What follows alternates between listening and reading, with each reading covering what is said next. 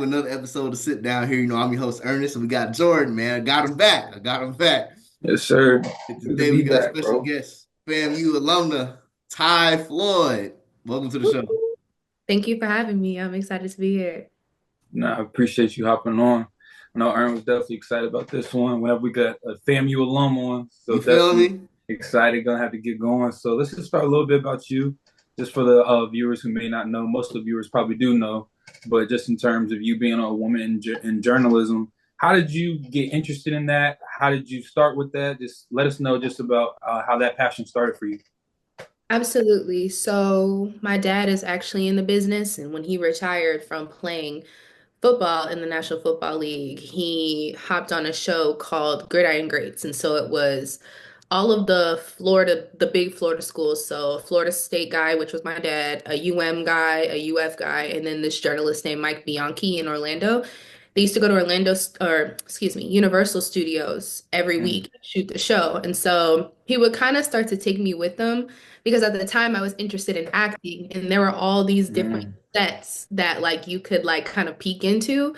But I guess as I got older and I realized I wasn't really gonna go nowhere as a basketball player. I mean, I could have. I had offers out of high school. Uh-oh.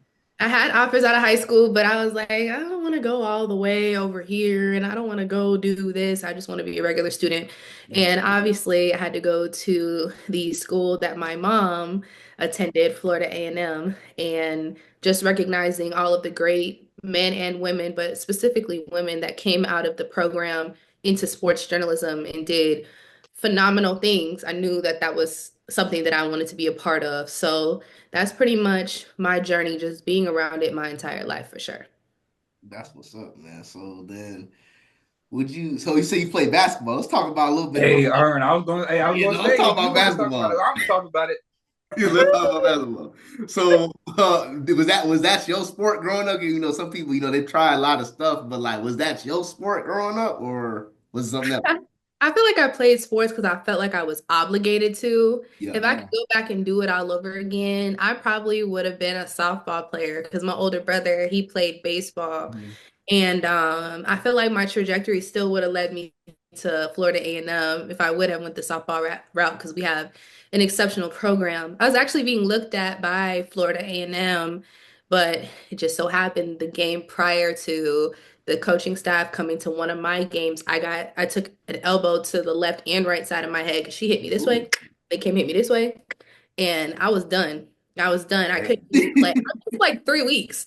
I missed like 3 weeks. And the Three. trainers, they were working on me and they were like, "Are you okay?" And I was like, "Yeah, I'm good." They were like, "Can you point out your mom in the stands?" And I was like, "The blonde one right there." And my mom is actually blonde, but they were like, "Oh my God, let's call 911 Oh, dang. blonde."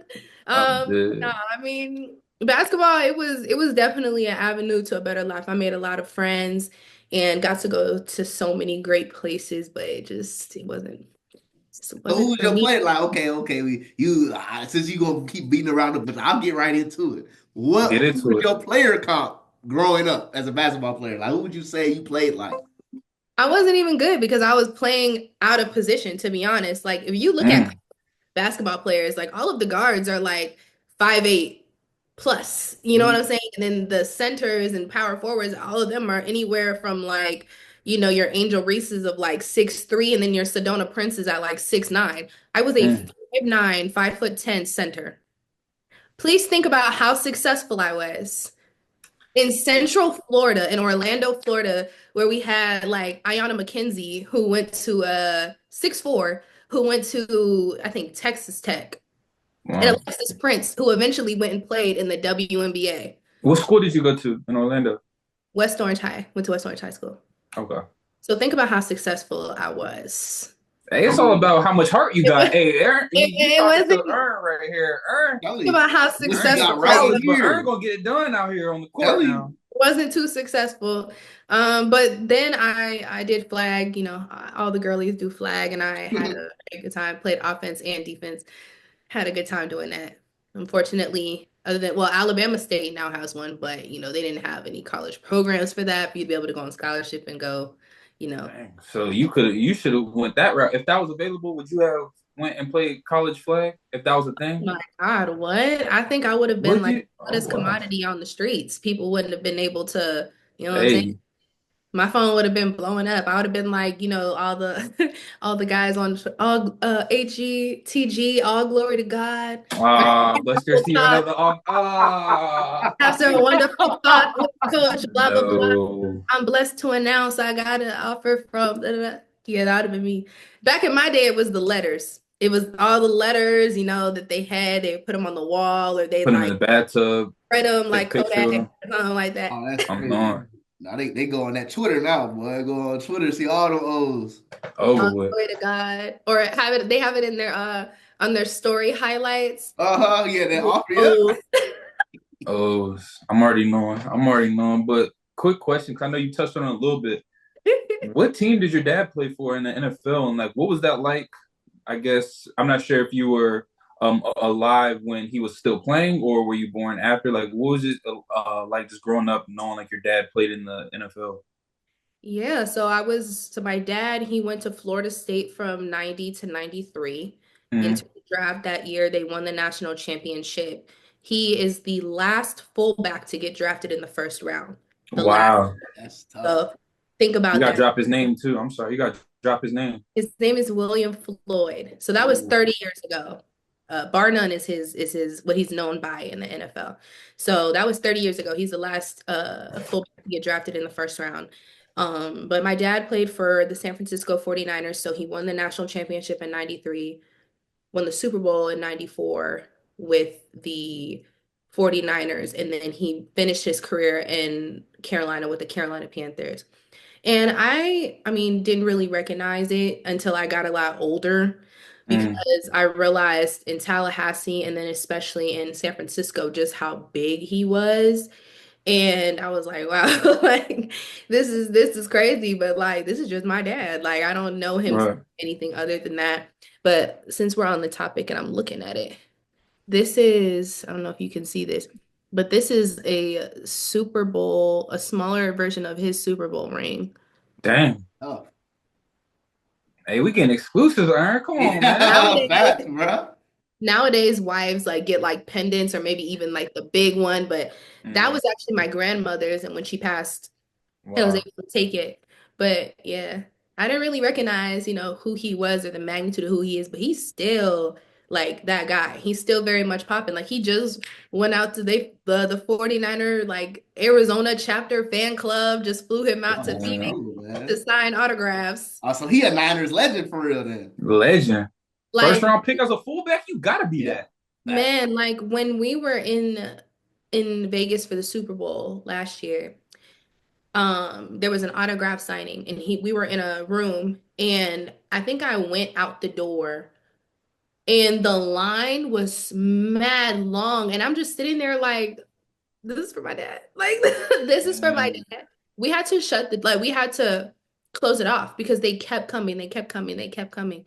And it's cool though. It's cool to see him have accomplished all these things because it gave me that want to about my life and my career and the importance of, just following your dreams. I have like a living like testament to it in my face every day. Right.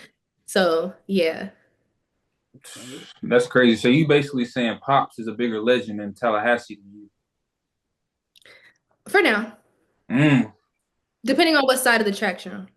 for sure. Yeah, I feel Hey, that. hey, hey, the only side of the tracks that matters is actually, we ain't gonna say it. I We ain't gonna say it. mean, And I'm it's not funny. gonna answer that. That to Coach Colsey. I said that to Coach Colsey during the spring game because my dad went and watched because they played together, and Mm. so he said something like, "Yeah, like you're a big star. Like we know about you." And I said, "Yeah, it just depends on what side of the track you're on."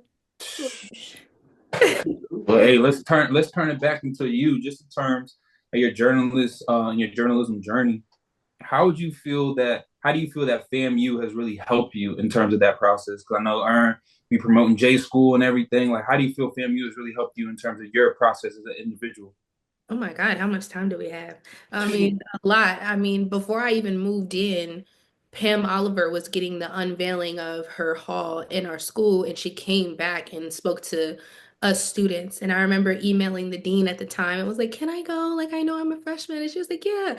And I went and I got to, meet her. She was on the call for a few games that my dad played in, so we kind of already had that connection. But just being able to interact with her my freshman year, she came back and did a boot camp at the school was really cool. She didn't allow us to do any sports stories. We had Mm, to do like real journalism stories because that's just who she is. She's a journalist first. And when she first started in the business, she wasn't doing sports. She was doing agriculture in Mhm. Albany, Georgia. So that was a part of her, journey that we got to sit and like listen to as one of the greats and one of the goats. Tiffany Green, especially now that she calls the games for Yeah, Tiffany HBCU, is she's fun. always around. And then there's just a long line of women like your Rashawn Ali's that, have always come back to the school and given out that free game. And then because we go to an HBCU and it's different than, our counterparts at maybe a Florida State, a UM, a UF, we get that hands-on experience immediately. So as a freshman, I tried out for the Playmakers and I was like a researcher. So I would, help fill in people's research or if there was like a score that they needed at the time, like I would just pull it up. And then, the show is early on Saturday. So there would be times where my co-hosts weren't coming in, and then I got a role in the show. Like the first time I was ever on the Playmakers, I kicked ass because it was a topic that I was passionate about. And then mm, Pops, with him for his alma mater, Florida State, and doing mm. color commentary, I was always at those games. So I think I showed my ass in like a Florida State topic. And then the host of the show and the sports director and even Terrence Ward was like, Dang. she might be the truth. Like she might be all right. So all of that hands-on experience from me writing for Journey because fashion, I love fashion. To me, I'm writing for sorry, them, no, sorry to cut you off, but Jordan, you got to explain some what some of this stuff is to like with the Playmakers. That's a radio show. A lot of Playmakers is Hey, radio, shoot. my bad. Playmakers is a radio yeah, sports show. Then I wrote for Journey magazine. That's our like fashion, magazine, fashion lifestyle magazine. The FAMU is our newspaper. And then TV 20 is the news station. Mm. So all of those things I got to work with very on in my career, as well as having different opportunities around the city of Tallahassee. So FAMU helped me a lot, and I attribute a lot of who I've become to being a rattler, 100%. for sure. No, Love that's that. real. Man. That's real. Now I'm asking you the dark side about it now. So Uh-oh. I'm still here. I'm still here. So, um, what what moment? What was your moment where you like you it just became too much for you? 'Cause I know everybody has that Mm. event where it's like, can I really keep going, keep doing this? But you keep going anyway. What was that moment for you? Well, I had a professor really test my want to about Mm. the business. Now, off the record, I'll say her name, but Okay. yeah, I think I know Mm. who it is, but she really tested my want to about her business. I failed her class twice. Sorry, mom and dad, they don't know that. I failed her class twice. On top of that, like we had like she would bring all the students in for these meetings during the semester. And Mhm. she looked me dead in my face and Oh, was I know like, who this is. you need to do more to be worthy of your favor because not everyone can have a famous dad and all the opportunities you get, you really don't deserve them. And I think I was like really trying to keep a straight face. I was like bouncing back and forth because we're young 20 somethings at the end of the day, navigating life, going through whatever we're going through because while college is a beautiful experience, you also on your own. Some people are in a different city, we go through things that, we have to sit here and navigate. And so for her to say that to me, I was shocked. I was shocked. And what I just said is verbatim. It's burned in my head ever Uh, since she said it to me. And I actually kind of laughed about it the other day because I was like, wow, like I'm doing everything that she said that I couldn't do or would not do. And mm. it made me laugh. But that was definitely a time that tested my want to about this business. But that particular situation cannot even compare to the love and like the care that I received from Yeah. people like Doug Blackburn, love Professor Yes, Blackburn, sir. Kalisha Whitman. Oh, that. She's at UF now, Mm-hmm. but Dean Kimbrough, who then became Professor Kimbrough, Dr. Grable. all there? those Yeah. amazing professors and people. So yeah. That's crazy. And just real quick, I know I've been doing a little bit of homework, and so just want to touch on a story. I want you to touch on a story on your connection to Muhammad Ali. Can you let the viewers know a little bit about that connection? Ern, I'm not sure if you know about it. You probably do, but I I don't know was about the doing a little story, but homework and stuff. I had some knowledge about it. Yeah, so my grandfather, he loved Muhammad Ali, and he, obviously grew up in the era where, he was so prominent and he really got to see his greatness in real time. I guess kind of like how we would feel about like LeBron James or something like that, right? Mhm. My granddad, when my dad was born, was just kind of like super enamored with Ali and all of his success and just who he was as a man, the principles he stood on. He wanted to name my dad William Ali, and so he did. And my great grandfather is William Alfred. My granddad is William Alfred. My dad is William Ali. My brother is William Andrew, and then my nephew is William Alexander. So it's always William A, but my dad is William Ali. And because of my dad's stature in the NFL and all the things that he got to accomplish at the height of his career, he said that's what he wanted to do. And so he was able to meet Muhammad Ali, and it was my mom. She was pregnant with me at the time. My older brother, Drew, and my dad, they went to go see him and talk to him. And there was just like, my dad was like, he walked up to your mom and he just started, touching her belly. And he stood there like in silence. And then, he like rubbed her stomach again. They took pictures. And he was like, I knew I was going to name you Ty Ali from that moment. And he also wanted me to have a part of his name as well. And so that's literally my middle name is Ty Crazy. Ali. I love my middle name. And I feel like that's why I have like so much want to about my life and all of the things. Like if I fall down, I'm gonna get back up. Like I feel like that's why I have it. And I mean, so far the prayers have Crazy. worked. Like the prayers work, champ. So thank you. Um, Goosebumps right that's what there. That's I'm cool. doing. Yeah, it's crazy. Yeah, you No, can't that's fail with a name like that. Ali, touch it. Yeah, you can't. No dang. option. Yeah, gotta go. Yeah, go crazy. Shoot, while we on that topic, let me put you on the spot real quick.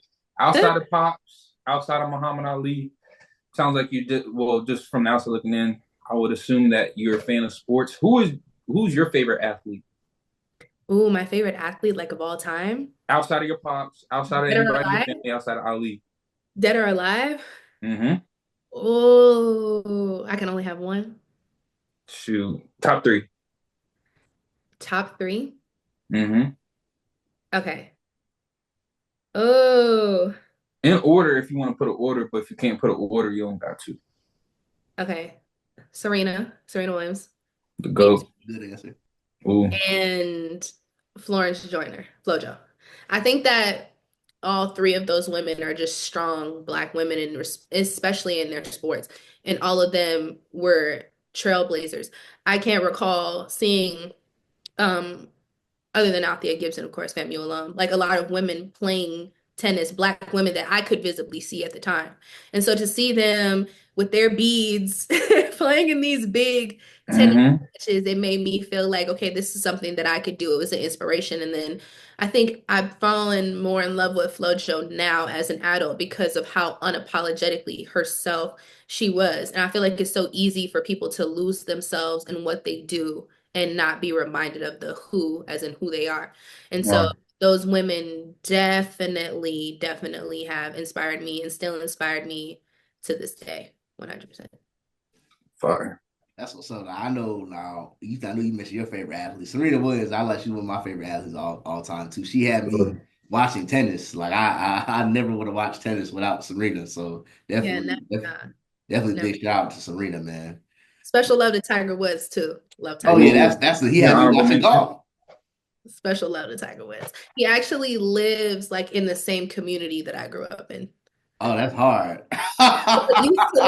Used to live. I don't know, because I don't know how everything went down after the bus Mm-hmm. notice Mm-hmm. thing. But yeah, he lived in the same community. I actually remember like driving by it and seeing all the news trucks, just like kind of waiting for him to come out. Oh, Wait, that's wait, wait, wait. You and Tiger Woods was in the same neighborhood? What y'all are was you? neighbors.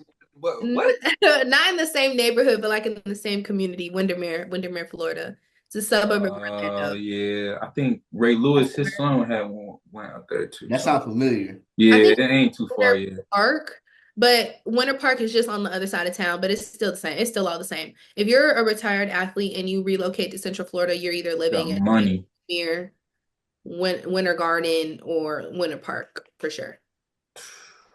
For sure. Like, I Crazy. would in a grocery store and see like Hito Turkoglu and Magic. Orlando Nelson. Magic Yeah. legend. That's Shaq be wild. riding his like little spider Is around. that So where Shaq's big behind crib is in yeah, with Windermere? the blue roof, it's in Windermere. Yeah. Wow, We used that's to be crazy. crossing lakes because my best friend, my childhood best friend, her dad was also a professional athlete. And so like we used to be like riding jet skis and stuff and would like cross lakes because it was on the chain of lakes. And we would like hang out with Shaq's kids. We would see them out. Shaq is hilarious. He's always been hilarious. I'm knowing. He's always been That's Yo, cool. that's such a subtle but like huge flex. Talk about Shaq always been hilarious. Like what? That's hard. I ain't gonna lie. That's tough. That's tough. I ain't gonna lie. But shoot, that made me look. No, next question. Walk me right into the next question. Just in regards to just interviewing a lot of guests, you had a chance to interview a lot of people. Who would you say would be your dream interview, or that person like you wish that you had a chance to ask questions to? Ooh, we. And are they an athlete or just another prominent sports figure? Like, Anybody. Hey, whatever you, however you want to take this. Who one person you got the mic? You asking them questions. It can be athlete. It can just be a person who made a big impact in society. It can be anybody. oh, I mean, at this point in my career, if I could sit down and have an interview conversation with somebody I haven't already, oh, I think I just would want to have a conversation and interview with Nick Saban for sure. Ooh, that's legendary. The GOAT, man. Saban. I think I'm a big football girly, and not to get it confused because I feel like I gotta say this. I'm a big college football girly. I Mm, love college football, so I definitely would love to have a conversation with Nick Saban. He has just amassed so much success and run a successful program, and that has not only produced like first rounders, future Hall of Famers, multi-million dollar players, but also like Lane Kiffin, your Steve Sarkisians. Yeah. I mean, yeah. all of these amazing and legendary coaches who are doing their own thing. So definitely would have to sit and have a conversation with Saban for sure. And then also honorable mention, Coach Holtz, Notre Dame. I definitely want to sit and have a conversation with him. Wow. Just like, how did you do it? Like That's Yeah, an that's tough. insane pull right there. I wasn't expecting That's tough. that. That was cool. That was cool. touchdown Jesus. Like those are, No, that's crazy. you got a statue. Yeah, Like I ain't for gonna lie, Nick Saban. I got beef with Nick Saban, but anywho, long story short, Ern, this man tried to look me dead in my face and said he wasn't offering me because I'm 5'9". Think um, about what I'm telling you, Yeah, that's bro. They measured me. They said 5'9". I said, bro, they because I got know me. you're not fine. Like he didn't want to offer you to begin with, bro. Now, you know what I'm saying? This at least tell me that, bro. Yeah, Long he story was short, lying. Ern, they ended up getting the right guy. They got past 13, but but look, at 5'9", though, come on, bro. You can't do that. You Yeah, can't I do ain't me gonna lie, I that way. tried you, bro. That's Come yes. on, bro. Yeah. Um, but But hey, back to our guest, bro. I just had to throw that out there. Back to our yeah, guest. we're good. We'll keep it What moving. would you say would be the Wow. most nervous that you've been in front of the camera or while on the show? oh my gosh. Fresh graduate of Florida A&M, Mm. 2020 Pro Bowl. First of all, it was a hassle for me to even get credentials approved. It's not like being able to go to, you know, Oh yeah, we got two Pro Bowlers right here. Okay, You okay. know, it's not like you can just email like their SID and it's just like smooth sailing. No, like this is a very rigorous process for you to get, selected into that. And I mean, I don't even know how it happened. And I'm not the type of person to shy away from the fact that I got connections. So it just Mm. I got the email, you good, whatever. When my feet touched the ground, I said, I'm gonna interview Lamar Jackson today. Just said it. I'm gonna interview Lamar Jackson today. I don't care what it says. I'm gonna interview Lamar Jackson today. And so I went out there bright-eyed and bushy-tailed. You could tell I was a rookie reporter. I think I had like sandals on. Like Oh I no, just bro. You just was tweaking. like, I just was like, yeah. And my dad was my cameraman. And so, Mm. each team practices on, like Separate one fields, yeah. separate fields at the Worldwide of Sports. So wide world of sports. And so I was watching both and then because I knew based off of him just being a Florida State guy, Dalvin Cook would show love. So I wanted to make sure, when he was walking by, I mentioned it and he was like, yeah, I got you. Like, we matriculated together.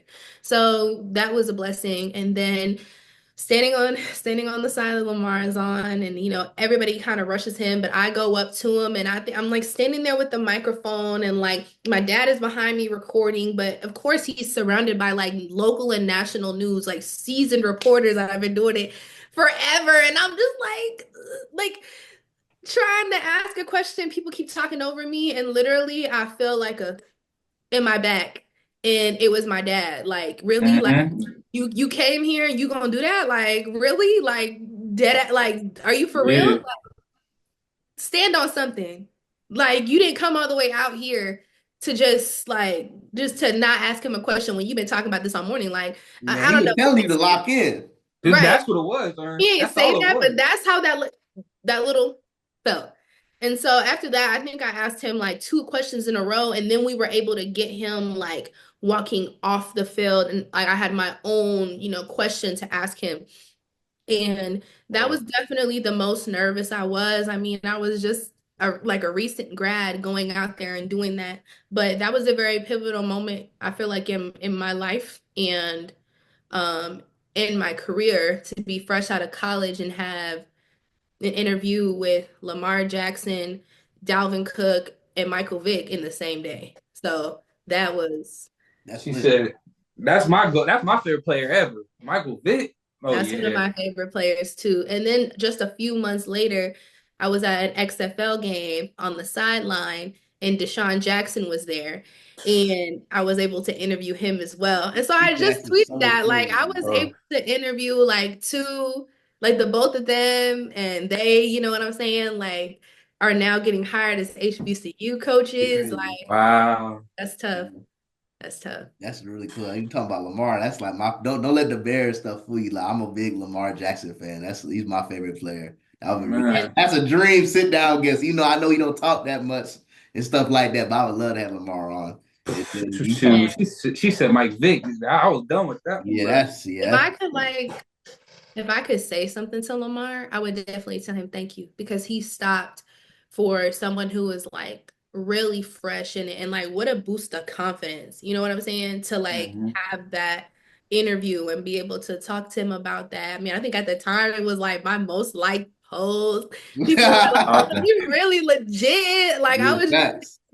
I was sitting in Disney had a restaurant, ESPN restaurant, and me and my dad went there and I like was sitting here just like looking on my camera at it over and over and over and over Oh, over again. I'm like, wow, it's crazy. Had motion. Man, emotion ain't the word. Hey, that's man. what he going on. What if he win this year? It's his third MVP. Yeah, he winning that third one, bro. He about to win Yeah, the third one there's and get it. nobody even comparable right now, in my opinion. Yeah, I'm not gonna lie, but I won't be biased. But Josh Allen ain't seeing nothing on Lamar. That's just me though. Yeah, And I we got gonna see Lamar this weekend in my too. vote. We gonna see this weekend too. Speaking of this weekend, we got NFL playoffs coming on. I know Ern's prediction. I got my prediction. Who your Super Bowl prediction? Oh, she don't care. See, like she don't care. Oh, I ain't gonna lie, bro. I thought she had some epilepsy or something, bro. I Wake thought she fell Oh, asleep, bro. bro. wake me up when college football comes back. I'm locked in on January 20th. Ohio Okay. State, Notre Dame. Let's pivot to that. Who you got winning the Natty? Don't Ooh, say, don't say what I think you about to say. Please don't. Say the it's right just so answer, hard. please. I think both teams are great, and I think that anything less than what they have already accomplished would have really put him in a pressure cooker with Ryan Day and Ohio State, especially since the fans are still seething over that loss that they had to Michigan. And then with Notre Dame, I think that they're great as well. You know, they have a really great coach. And I've always kind of felt like with Notre Dame, it's like they get to the big moment and then they like kind of choke. Yep. But for them to have, you know, done that to a great Penn State team and have, you know, all the hurries, you're not gonna let me fit. You don't want me? Okay, all right. I hurt your feelings. Oh, sorry. But to do that to a a Penn State team and also, you know, have the pressure they had on Drew Aller that led to some of his decisions, especially the more costly ones. I think Yeah, that they're great and well-rounded, but I just have to say that I think that Ohio State is going to be the one to take it. for sure. Yeah, I agree. It pained me watching that game because it should be Penn State versus O State. You Before should I be. get back to the I Natty, got robbed. I was waiting on that natty, bro. Ohio State versus Penn State, the rivalry in the national championship, the rematch, and it's Penn State finally gonna beat Ohio State. I had the narrative already, bro. And what did Drew Allen go out there and do? Man, I don't even want to talk about Drew Allen, right? That's gonna get me mad again. I ain't gonna lie, bro. I'm not gonna lie. man, I'm hurt, dog. I ain't gonna lie, bro. I'm hurt. Well, I was hurt for you because, like, have your history of Penn State, man. That rubbed off on me. I feel like I'm a Penn State fan. You know, I don't really care too much for college, but Nah, damn, And shout out to Zane Durant. I used to Lake play Nona. I used to play basketball with his sister Gabby. And so Mm, to see him grow up and have my little brother and him running around the basketball gyms and then both of them becoming D1 football players, man. like both of them being a part of legendary seasons, you know, Zane at Penn, my brother at Florida State, their 23 team. So it's so cool to be able to see that. yeah, man. Shout out to Zane Durant. We went to Lake Nona. Hey, but you know, Wiregrass Red's first playoff one was against Come Lake on, Nona. baby. Aaron. Come on, man. Yeah. Yeah, come on, man. We had to put them Like, boys no, down. no, woo, that's far. It's far from where I live in Orlando. Man, to put them down. But hey, I got a shoot, I question for know. you, Ty. I got a Go couple ahead, Aaron. questions for you, man. So, obviously you graduated from FAMU. You know, you talked about, you had your experience in Pro Bowl with Lamar and Dalvin Cook. So then, what? Just explain like your path and like how it's gone so far, like and what stops you made along your way. I Mm, mean, it's been a journey. I think that when people talk about COVID and like its implications, a lot of people leave out December 2019. We were in the job market. I know me for sure. I was Mm. interviewing with different teams and like organizations, networks. And then COVID hit and nobody kind of knew what it was or like how it would affect the day-to-day operations. And honestly, I looking back on it, I don't even know what really happened because it was such a blur. mm, But definitely, you know, I don't want to say I missed opportunities because everything happens for a reason, but COVID definitely changed a lot of things. And so I just really tried to keep myself going. I would do like, you know, Zoom interviews. Pretty successful in doing that and something that I look back on and I'm like, dang, I wish I would have stayed more consistent in it because as the world opened back up, I kind of put that on the back burner. But I had some great guests, and again, working my connections. I had my uncle had T.O. on the show, and that caught some waves. I asked him about Ocho Cinco, and then I posted it, and Ocho Cinco retweeted it. So So yeah, one of the that's greatest receivers of all definitely time. You just called him up, come huh? on, like you, Like, the oh. subtle flexes. Like I'm trying to just being let them honest, I slide. don't even mean to make it a flex. It's just so No, like, I'm not. We're not saying you are. It's just like No, this is no, no, no. You're crazy. not trying. That's Like why this it's is a you. subtle flex. but yeah, so I wish I would have stayed consistent in that. But I really just tried to keep myself going. And I remember when FAMU made the move to the SWAC, I went on the SWAC website. My best friend, she ended up accepting a job in Huntsville, Alabama. Mm. And I was coming up here to see the FAMU and Alabama A&M game. I was trying to surprise her. But out of curiosity, I went on the SWAC website and I was like, you have, you know, arguably one of the best NFL players of all time, especially at his position as Mm-hmm. a coach. There's talent in the SWAC. I mean, like, and there's no video. So I think I just kind of sent them an email links to my stuff, my website, and said, I would love to be brought on board and to do stuff with you guys. And so they accepted, and we were able to implement like two shows. Where Are They Now, as well as I think it was called Sidelined or something like that. But it was about one show about current players and then one show about former players. And then in 22 at the basketball tournament, that was my first in-person coverage since COVID hit. And I remember I flew up to Birmingham and I'm at the arena and they're like, hey, so, I have a question to ask you and wanted to ask you when you were here. And I was like, okay, what's up? And they were like, yeah, so the person that we had to do sideline, they're not coming. So you want to do it? And I was like, Mm-hmm. for sure, like trying to keep a poker face. I think I was like, okay, I need to go use the restroom. I'll be right back. And I went to the bathroom and I was like, like what? Like that was like a shock to me. Not a shock, Yeah. but like it was just kind of like my moment, like, It's yeah. here.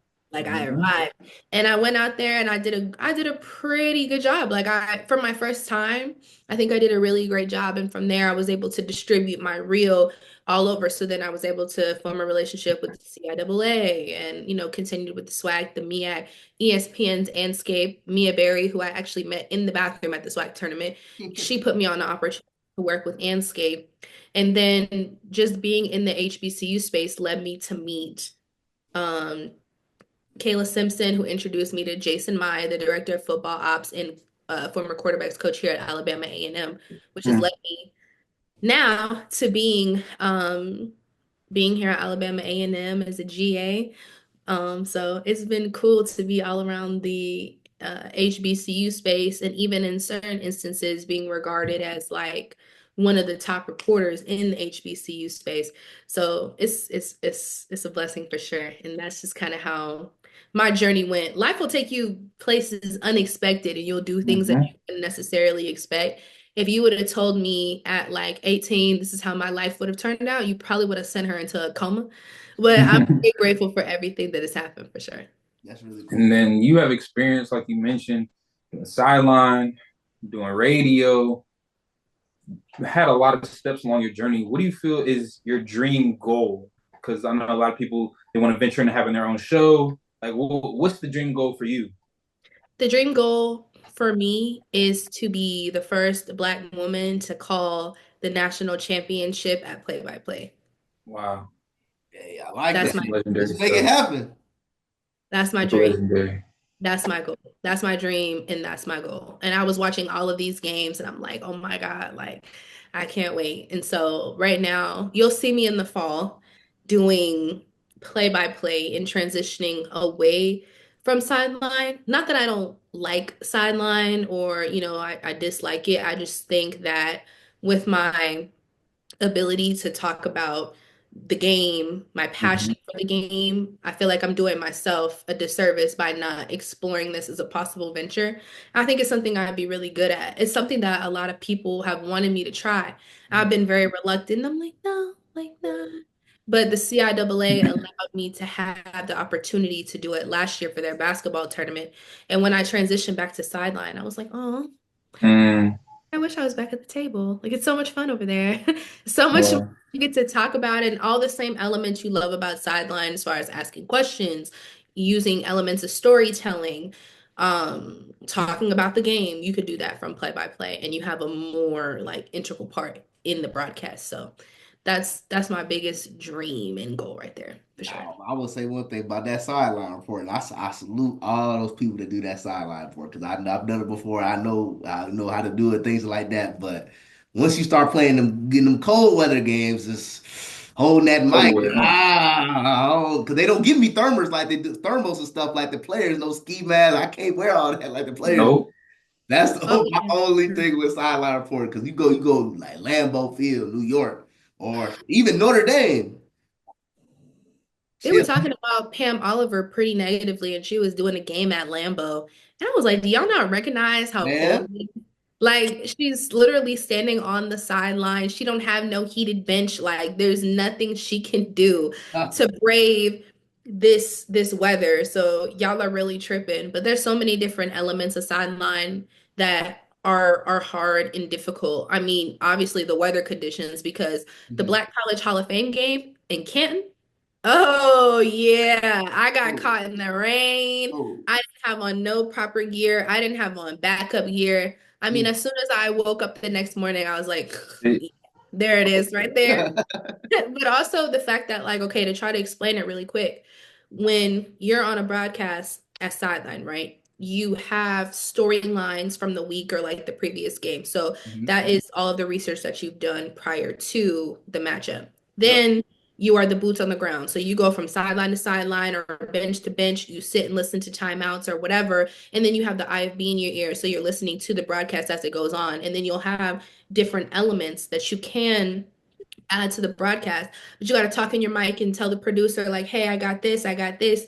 And they have to see how they can work it into the broadcast. Typically, they'll tell Wow. the play announcer to throw it to you. But in an event that like a game-changing play happens, or there's a commercial break, or like sponsorships, depending on where you're at, that content that's not evergreen has to be trashed. So then you have to keep going and finding more information. And that's why when people talk about sideline and some people will say that it's unnecessary, you're wrong because it's not Yeah. unnecessary. It's actually really, really important. And it's also not easy, but At you all. know, a lot of people just talk shit about the position because there's more women that do it. So, and So just that, I'm so happy you alley that to my next question. Just with you being a woman in sports, do you feel that it's more intimidating on the men's side, like how the men view you, or do you feel like more intimidated by being a woman going in a room with all men, or in a space with even being mostly imitated majority men, by other women. I know. Well, I right? don't get too much into that, but you get what I'm saying. For me, man or woman, I feel like I'm very big in my faith. Whatever is meant for me is going to happen, and there's no man or woman that can stop that. That's just how I've always felt about the situation. So I don't feel like I have to compete or seek validation with anybody. I'm going to get an opportunity regardless of whatever. The best part about staying in your own lane is there's no traffic, right? So I know that the Or things that I can bring to the table that are different than other people, and that's just what it is. But I don't feel that intimidation, and especially not anymore. I was blessed to be able to have an opportunity to be a part of this organization called Galvanize. I'm still a part of it. It's an organization of women in sports from all different walks of life in all different aspects of sports. And so having that network of women listening to stories and knowing that like I'm not alone in this, and then also being able to lean on them for that support. And then the organization being run by Laura Oakman, the third longest tenure reporter for NFL on Fox, and all the years that she's had in the business, all she's been able to see and experience and have like her phone number so I could text or call her if I need something. Like all of that kind of went out the window. And like I'm my dad's only daughter. Um, but he's hard on me. It's like he got three sons. That's why I feel like I'm kind of like hard body in certain situations because it's like my dad don't play none of that stuff on his radio. I could fall down right now and he'll be like, "You all right? Get up." Like that's just how he is.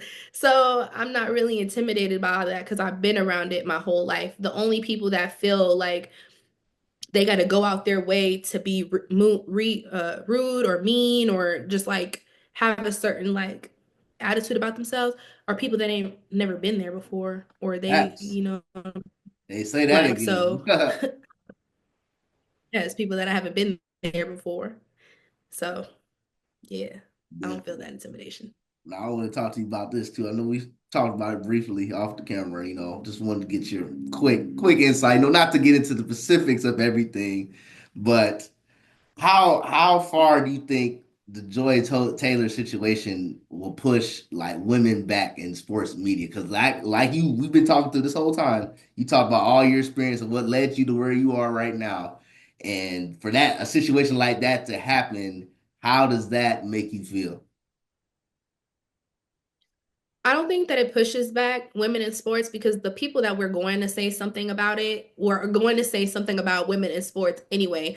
This with this particular situation, they just kind of got like the face and name to put it on. You know what I'm saying? Yeah. Like they just have, I guess, like a round of ammunition they feel like they could shoot off at us. And that's pretty much that. But I could recognize that there are different privileges in the business, and that's just not just for women. It's for, certain men too. I can acknowledge that, people do get a leg up in certain situations, but I want to challenge people to think about if it was really that easy with my dad winning a national championship at Florida State, why was I not ever employed by Florida State or giving game broadcast at Florida State when they could choose their talent? Why did Carolina never reach out to me when their team reporter positions were open? Why, when I was interviewing with the 49ers, did I not get the job? If it's really that easy to be able to make it or be given opportunities. And so I would challenge people to really think about and understand just what the grind is like in every area and aspect of your life. In this industry, women don't have it easy at all. So people just gotta understand that. Dang.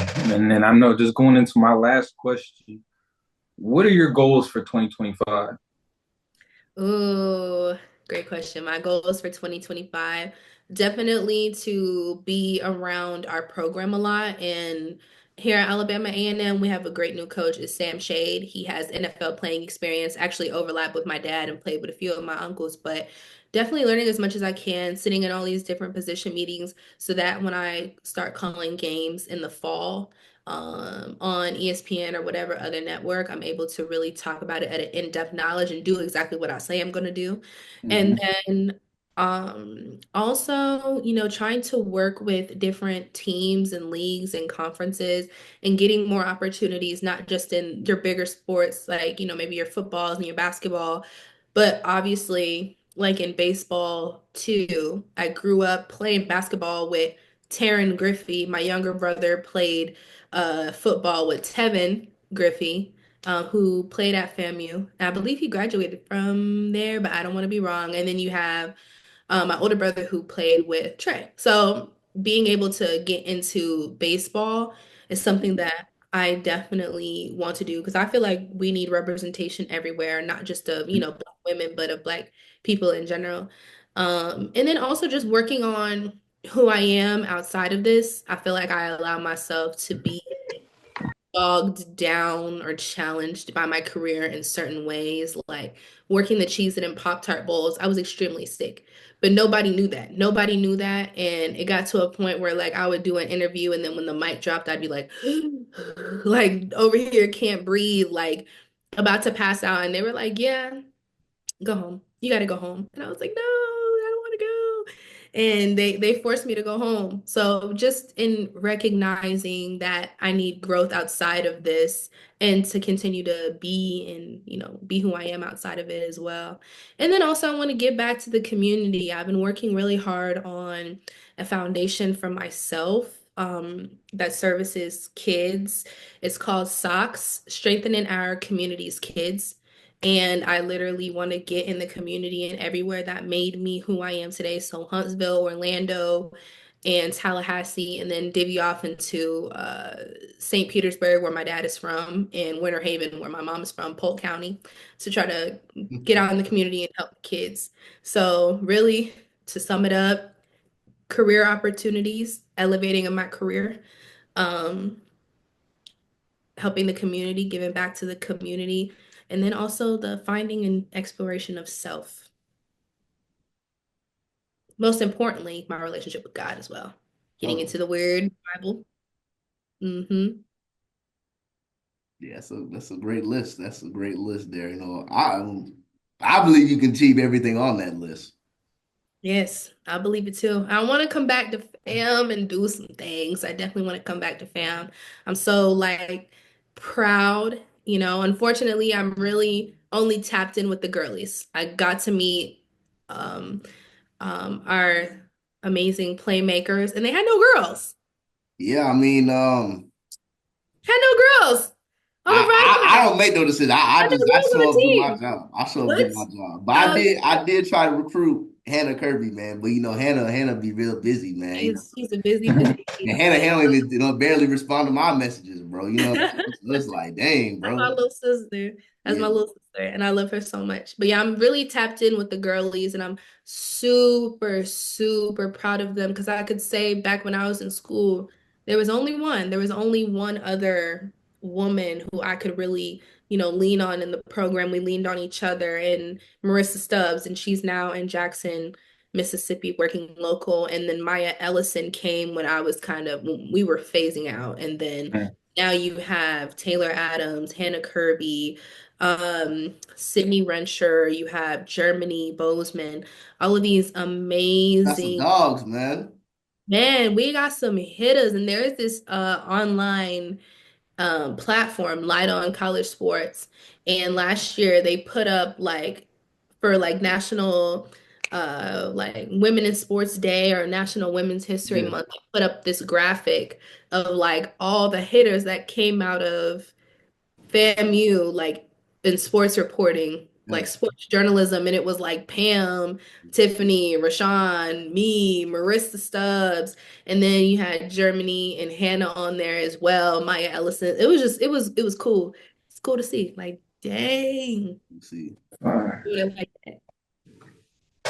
Yeah, I love to see it, man. But Doing that's gonna end it. this episode, Ty. Anything, any last remarks you'd like to say? I would like to say shout out to God for all these great opportunities. Shout out to y'all. Thanks for having me. I'm Yeah, trying to learn to get better about being on the other side of the microphone, just because I kind of know the trajectory of where my life is going and the things that I'm going to be doing, and people are going to be asking me a lot of things. I'll probably be invited to a lot of things to speak. So I appreciate y'all for giving me that opportunity. And go Rattlers and go Bulldogs. facts. Appreciate you having you on, but Ern got one last question Oh though. yeah, this is the biggest one now. Now it's really big after all these names I've heard throughout the show. Uh, so who do you think will be a great person to be having our show? A great person to have on your show Yes. as a guest, of course. Oh yeah, for sure. Hmm. I think the next greats. I think the next two people. Now before you now, I think I know one of the people you're gonna say. Hannah Kirby, her No, episode is about to drop. no. I actually wasn't going to say that. I Okay. was Mm. All going right. to say My bad. two people I think that you should have on the show if we're keeping it in the boat of FAMU alums, because, we have two. We have very notable alumni. Right. Amon Lott, the photographer for the Jacksonville Jaguars, former playmaker. I remember Lott used to stand up and like get his thoughts off, and I used to have to cut his mic down because he was so loud and he would holler into the mic.